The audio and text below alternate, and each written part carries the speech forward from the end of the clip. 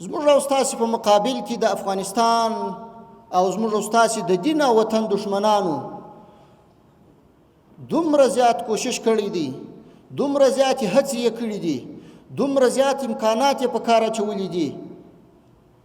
چې څنګه موږ او تاسې یو پر بل باندې بې اعتماده کړي، یو پر بل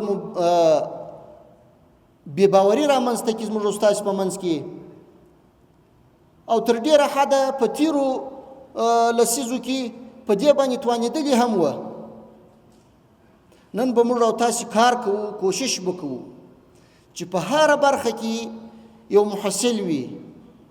د دینی علومو طالب وي، د عصري علومو طالب وي. دا باید اوږه په اوږه ودرېږي چې هم د دې ملت هغه خدمت وکړي چې په دینی برخه کې ضرورت ورته لري، هم د دې ملت په هغه برخه کې خدمت وکړي چې په دنیوي اړخ کې دوی ضرورت ورته لري. زما خو مشوره دا ده د افغانستان و ټول ولس ته چې دوی باید خصوصا پلرونو ته کوشش وکړي چې په هر کور کې یو د دینی علومو طالب، یعنی یو زوی د دینی علومو طالب کې، یو د عصري علومو طالب کې، په عصري کې هم یو ډاکټر کې، یو انجینر کې، یو د یو بل مسلک لپاره، تر څو په هر کور د هر کور څخه د وحدت ناره راپورته شي، تر څو د هر کور څخه د یووالي ناره راپورته شي، او هغه کار، هغه د دشمن هڅې چې کړي دي هغه ټولې په اوبو باندې لاهو کړو. دا خپل ترمنځ تفرقه، خپل ترمنځ بدنیتۍ، یو پر بل باندې بې اعتمادي، یو د بل مخه نیونه، یو د بل په وړاندې اعتراضات وړاندې کول، دا ذهنیت نور باید ترک شي. او د هر کور څخه داسې یو نسل الله جل جلاله راپورته کی چې هغه د افغانستان د ولس په هر برخه کې خدمت وکړای شي. نو الله جل جلاله دې د افغانستان و ولس ته و ټولو مشرانو ته دا توفیق ورکړي چې په دې برخه کې کار وکړي، نوی نسل په داسې یو فضا کې وروزي چې هغه تیر څه ټول هیر سي، او د افغانستان په نوي پرمختګ کې بیا دوی په ښه میړانه باندې هر اړخیزه هڅه وکړي. او امیدوار یو انشاءالله چې فضا برابره سوې ده، هغه تبعیضونه چې مخکې د پر علمي او تحصیلي برخو کې سره ویشل سوي وه، یا دا تبعیضونه موجود وه، په قومي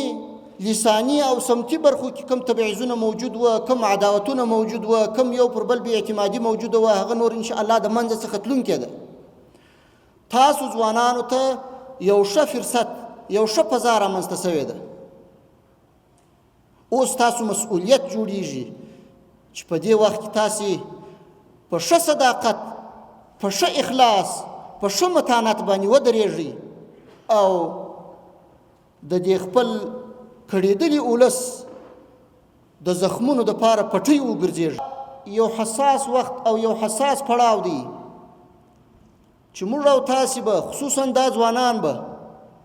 د تیرو 45 کلونو شاتګ په دنیوي لحاظ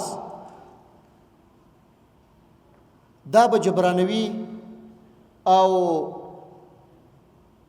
کوشش به کوي چې دغه مزل چې نورو زموږ څخه اخیستی و او نه پرېښولو چې د 45 کاله موږ پرمختګ وکړو او د نورې دنیا په شان مخته لاړ شو. دا مزل باید اوس موږ او تاسې په ډېر لنډ وخت کې ترسره کړو او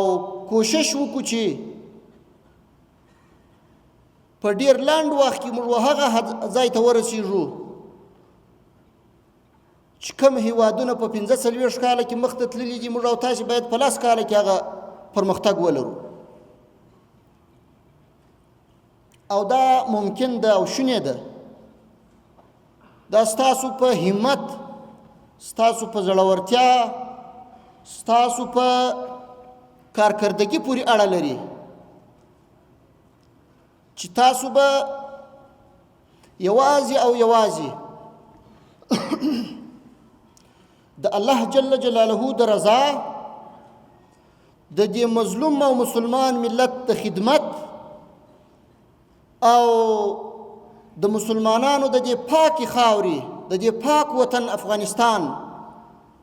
خدمت پرمختګ پیاوړتیا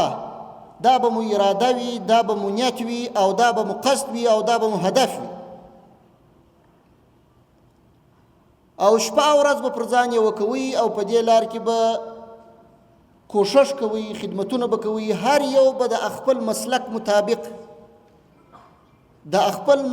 مسلک په مقتضا کار کوي ان شاء الله چې دې ټولو ځوانانو ته د اسلامي امارت غېږه خلاصه ده لکه مخکې چې شیخ صاحب محترم وویل په هره برخه کې که تاسې په علمي برخه کې نور پرمختګ غواړئ دروازې درته خلاصې دي که تاسې په مسلکي برخه کې پرمختګ غواړئ دروازې درته خلاصې دي یعنی که هر نوع خدمت کول تاسو د دې وطن او د دې ملت غواړئ دې ځوانانو ته د حکومت یا دولت دروازې خلاصې دي مرحبا ورته وایو او الله جل جلاله دې ته توفیق ورکړي چې د دې نظام د دې وطن د دې